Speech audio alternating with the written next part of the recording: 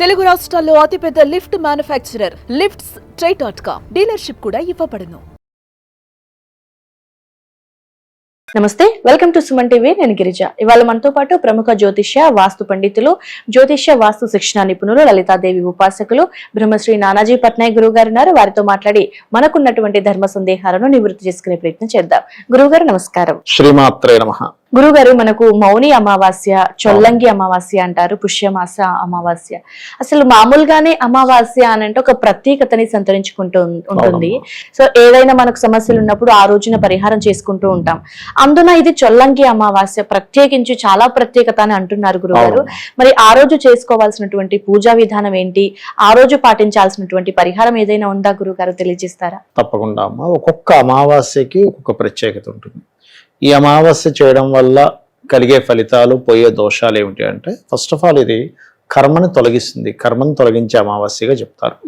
ఎందుకంటే మిగతా అమావాస్యలు ఎందుకు కర్మను తొలగించవు, ఏమిటి దీనికి ఎందుకు అంత ప్రత్యేకత అంటే, కర్మస్థానంలో అమావాస్య ఏర్పడుతుంది. అంటే మకర రాశిలో రవిచంద్రులు ఇద్దరు కలిస్తే అమావాస్య, రవిచంద్రులు 1/7 యాక్సెస్ లో ఉంటే పౌర్ణమి. సో ఇక్కడ ఏంటి, మకర రాశిలో ఎప్పుడైతే రవిచంద్రులు కలుస్తారో, మకర రాశి సహజంగానే మనకి కర్మస్థానంగా చెప్తారు.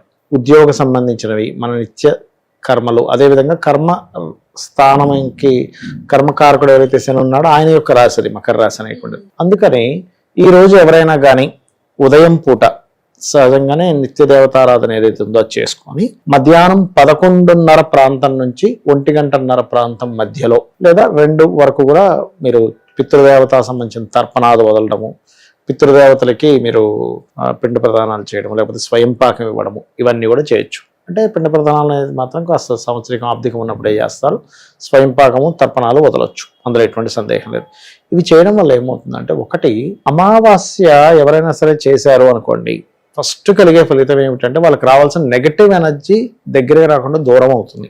చిన్న ఎగ్జాంపుల్ అమ్మా, నెగటివ్ ఎనర్జీ అనేది ఎలా పనిచేస్తుందంటే, ఒక వ్యక్తి డ్రైవింగ్ చేస్తున్నాడు అనుకోండి, కార్ డ్రైవింగ్ చేస్తున్నాడు, ఒక్క చిన్న కునుకిలా వచ్చింది అని ఎంత ఎక్స్పర్ట్ అయినా డ్రైవింగ్ లో, ఎంత మంచి కారు ఉన్నా ఆ చిన్న కునుకు అతని జీవితాన్ని మార్చేస్తుంది. యాక్సిడెంట్ అయితే పరిస్థితి ఏంటి, చిన్నదే, అరే అంత చిన్న కునుక్కి ఇంత జీవితం మారిపోయిందా అంటే మారిపోయింది ఆ మూమెంట్ అలా. అదే టైంలో కొనక్కుండా ఉంటే ఆయన జీవితం ఇంకో రకంగా మారచ్చు. ఖచ్చితంగా.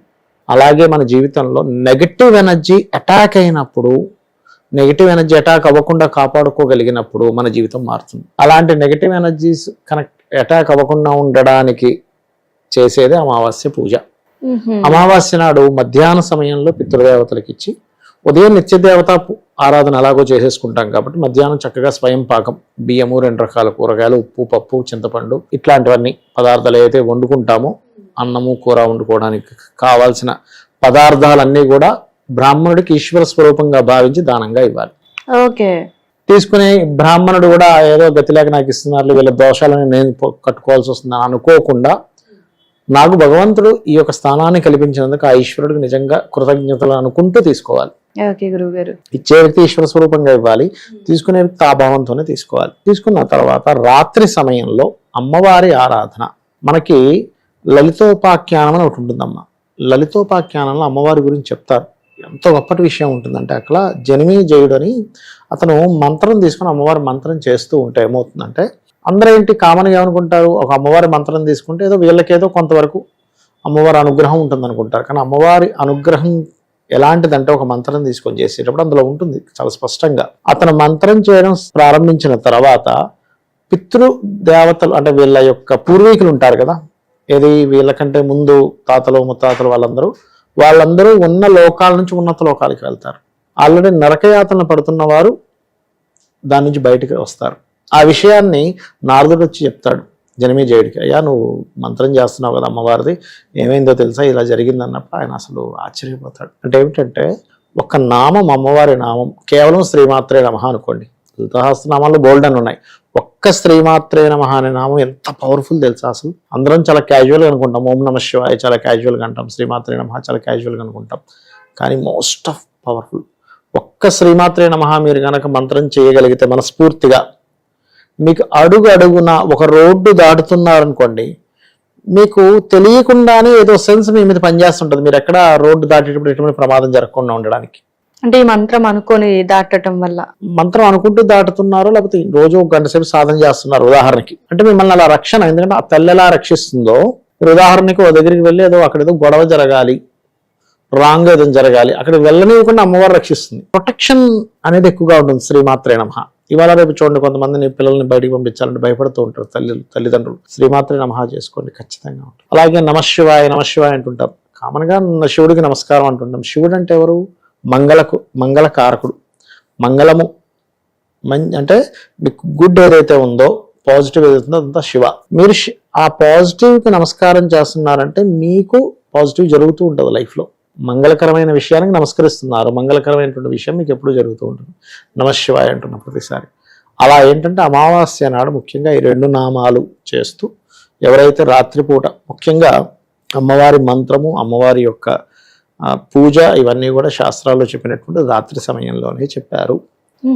ఎక్కువ పవర్ ఎనర్జీ అనేటువంటిది ఉంటుంది. అదే విధంగా ఇప్పుడు అమావాస్య అనేటువంటిది మనకి మకర రాశిలో జరుగుతుందని అనుకున్నాం కాబట్టి, మకర రాశి వారే కాకుండా కాస్త మేష లగ్నం లేదా మేషరాశి వారు కొంచెం ఉద్యోగ సంబంధించిన విషయాల్లో జాగ్రత్తగా ఉండాలి.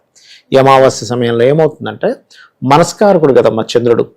ఈ మనస్కారకుడు చంద్రుడు వీక్ అవుతున్నాడు దశమ స్థానంలో, అంటే వృత్తి స్థానంలో. వీక్ అయినప్పుడు ఏమవుతుందంటే సడన్ గా సర్లే పోతే పని ఉద్యోగం వదిలేద్దాం అని రాంగ్ డెసిషన్స్ తీసుకుంటారు.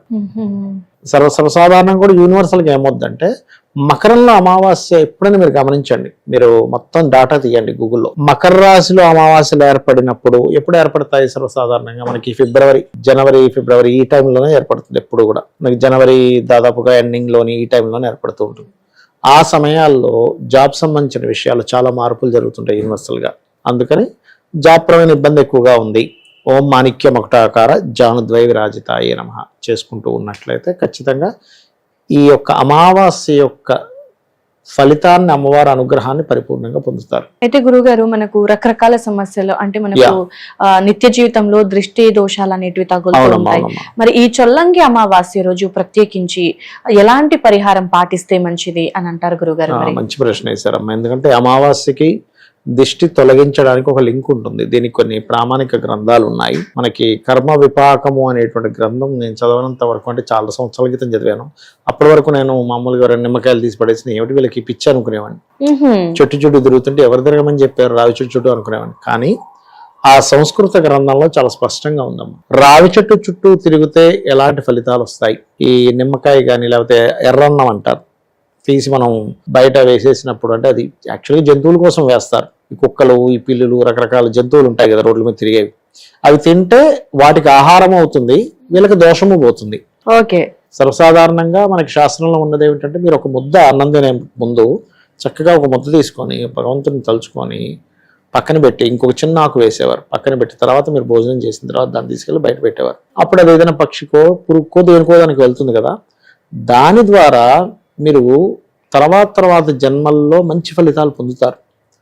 అయితే అదొక రకం.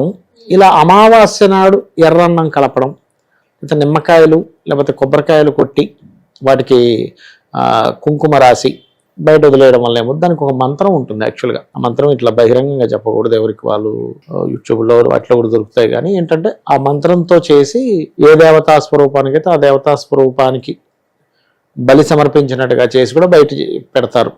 ఏది? అమావాస్య నాడు.